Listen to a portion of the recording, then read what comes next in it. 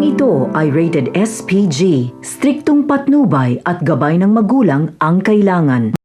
Walang kaalam-alam si Ramon na gumagawa na pala ng hakbang si Olga upang mabulilyaso ang mga plano ni Ramon at isa na dito ang niluluto nilang plano ni David kung saan si Olga mismo ang gagawa ng paraan upang makatakas si Mokang sa mansyon. Muntikan na sanang pagbigyan ni Ramon ang kahilingan ni Mokang kapalit nang wala siyang pagsasabihan ng kahit na sino tungkol sa negosyo nito at sa tunay na pagkatao ni Ramon. Ngunit nagbago ang isip ni Ramon at hindi niya pinagbigyan si Mokang dahil batid niyang baka tuluyan na siyang iwan ito at dagdag pa ito sa kanyang mga suliranin.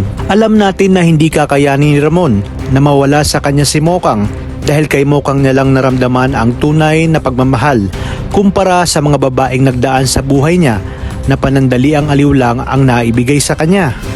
Dito na nga isasagawa ni Olga ang kanyang plano na patakasin si Mokang. Palihim niyang kukunin ang susi kung saan ikinulong ni Ramon si Mokang, lalasunin niya ang utak ni Mokang at sasabihin niya na tutulungan niya itong makatakas kay Ramon. Nalingid sa alam ni Mokang na ginawa lang pala ito ni Olga dahil sa kagustuhan nitong tuluyan na siyang mawala sa mansyon dahil batid nga ni Olga na hanggat naroroon si Mokang, anumang oras ay maaring mabuko ang pagpapanggap ni David na siyang dahilan kaya't masisira ang kanyang mga plano. Palalabasin ni Olga kay Ramon na nakatakas si Mokang at para mas kapanipaniwala ay magagawa niyang patayin ang ilan sa mga tao ni Ramon na siyang nagbabantay upang palabasin na nanlaban umano si Mokang. Sa kabilang banda, gagawa na rin ng paraan si David upang makabalik sa Quiapo dahil tiyak umanong hinahanap na siya doon ng kanyang tatay Rigor. Matyaga namang nag-antay si Rigor sa labas ngunit walang David na dumating.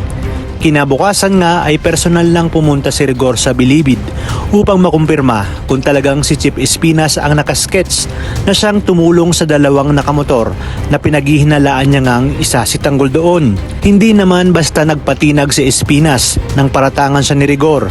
Mariin niyang itinanggi na hindi siya yun. Tinanong naman ni Rigor kung pwede niyang mabisita si Tanggol. Kaya naman sinabi ni Espinas na alam naman umano ni Rigor ang patakaran sa koreksyonal na hindi ito pwedeng dumalaw ng wala sa oras ng dalaw at walang order na galing sa itaas. Kung kaya't dito ay wala ngang nagawa si Rigor. Sa pagpasok nga ni Espinas ay agad niyang sinabi kay Balatukan na talagang perwisyo ang hatid ni Tanggol sa kanya. Di niya umano akalain na mismong tatay pa ni Tanggol ang muntikang makahuli dito. At sa oras na makabalik ito ay humanda ito sa kanya. Kagatungan lalo ni Makasantos si Espinas at sinabi na hindi dapat sila basta-basta nagtiwala kay Tanggol. Marahil umano'y pumuga na ito at isinama pa si Bubbles dahil kung hindi ay nakabalik agad sila. Sa inyong palagay, ano kayang gagawin ni Ramon sa oras na mapatunayan niyang may kinalaman si Olga sa pagtakas ni Mokang?